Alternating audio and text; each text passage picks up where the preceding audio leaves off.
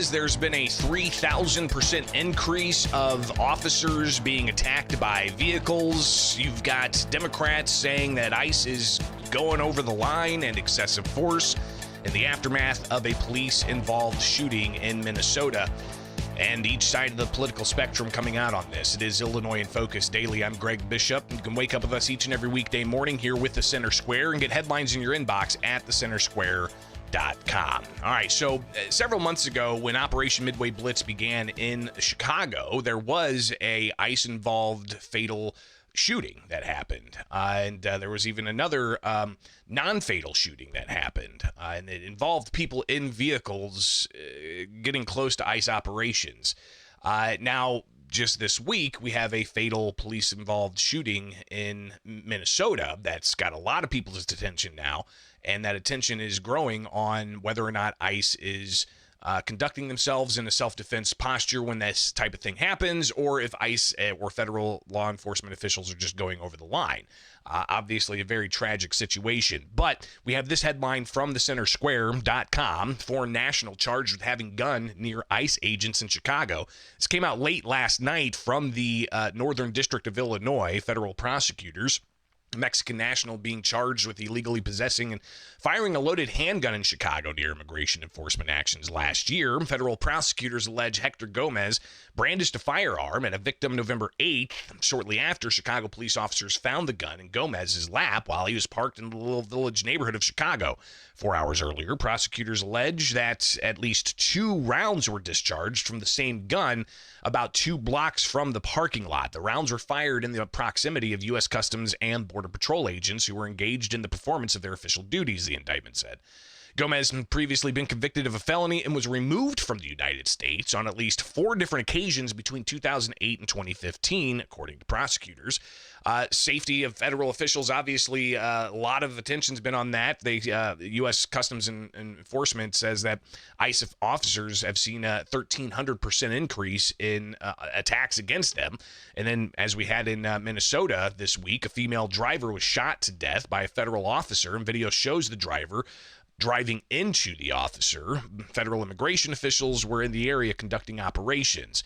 And this is, again, has brought a lot of attention to this issue. And you have Vice President J.D. Vance sounding off on it yesterday in front of the press. I think what is clearly happening here, and it's going to keep on happening unless the Democrats wake up and say, you know what, you don't have to agree with our immigration policies. You don't have to agree with what the president or the vice president believe about immigration enforcement. But why don't you take this to the ballot box? Why don't you vote? Why don't you organize? Instead, what some of them are doing is encouraging people to get violent with our law enforcement officials. It's disgraceful and it's got to stop. I'm not happy that this woman lost her life. I'm not happy that this woman was there at a protest violating the law by interfering with a law enforcement action.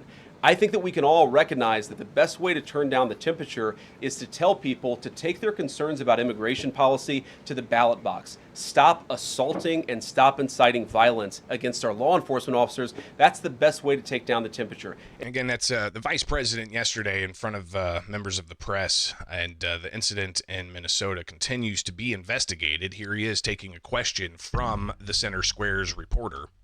Are there any indications, you talked about the network, are there any indications that the lady who was shot, I know there are different reports from there, her wife said they were new to the area. Are there any indications she may have been a paid agitator, and maybe that there are others that were brought to the area, considering everything that's going on in Minneapolis? I wouldn't say that she was paid. I don't have the evidence to say that one way or the other. What I do know is that she was violating the law. And if you just look at the eyewitness accounts, they were saying she was there to prevent the enforcement of the law. She was trying to obstruct a legitimate law enforcement operation. That much is obviously clear. The rest of it, of course, is part of the reason why we investigate this stuff. And again, that was our Washington, D.C. Bureau Chief, Sarah Roderick Fitch, and we anticipate to talk with her a lot more here in the future. So looking forward to that. But clearly a lot of back and forth on this, and the politics also becoming evident. Governor J.B. Pritzker being asked about this yesterday. But anybody looking at the video can see that this person didn't follow any what would be normal policies for law enforcement. It's clear that this woman who was killed, this mother who was killed, was moving very slowly, not attempting to go after anybody. There was somebody, if she really was, as the president has implied, a domestic terrorist of some sort, there were things that she could have done with people that were standing there. Didn't do any of those things. And it's clear that the person that they're saying was in danger was not actually standing in front of when she was moving and was not in danger. Now, I'm not going to air the video here. There's multiple angles, and things get real muddy when you start pulling stuff off of just random X accounts. But clearly there's going to be different perspectives and from these different angles. Vice President Vance, which, by the way, I mean, you know, the vice president, could he be the next one up for the Republicans in 2028? And could J.D. Pritzker be, you know, the presidential candidate for Democrats in 2028? I don't know, but interesting kind of split screen here. But back to Vice President Vance, he says that this woman... are there any indications you talked about to have been radicalized? Apologize about that audio in there. But this woman appears to have been radicalized by members of the press and how they report on all of these things. And again, he says, go to the ballot box. Don't stand in front of ICE vehicles or try to impede federal officials conducting federal law enforcement. She was trying to ram this guy with her car. He shot back. He defended himself. He's already been seriously wounded in law enforcement operations before, and everybody who's been repeating the lie that this is some innocent woman who was out for a drive in Minneapolis when a law enforcement officer shot at her, you should be ashamed of yourselves.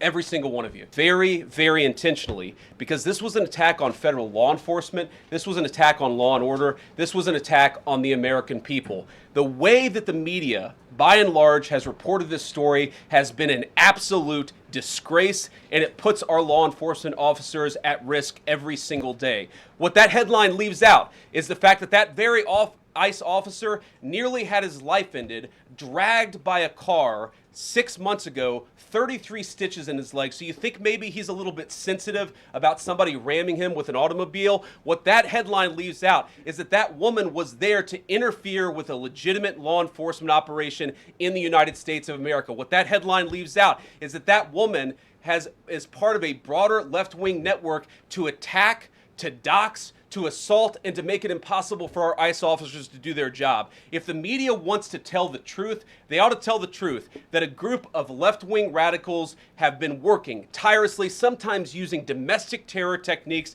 to try to make it impossible for the President of the United States to do what the American people elected him to do, which is enforce our immigration laws. The President stands with ICE, I stand with ICE, we stand with all of our law enforcement officers. So what's the investigation going to tell? Obviously, you've got federal officials who came out pretty quick here and said that, you know, it seems to be a case closed, but the investigation's ongoing. We'll see what the final report indicates. Regardless of all the different interpretations you're hearing about in the media, about the different angles of video showing this, Vance saying that this woman would not even been in the situation if it wasn't for the overarching political rhetoric, some may say from Governor J.B. Pritzker, who's said get out on the streets and film these things, and, you know, blow your whistles and such. A lot more to come of all of that. All right, it's Illinois in Focus Daily. I'm Greg Bishop. Like, subscribe, hit that notification bell, and wake up with us here with the Center Square.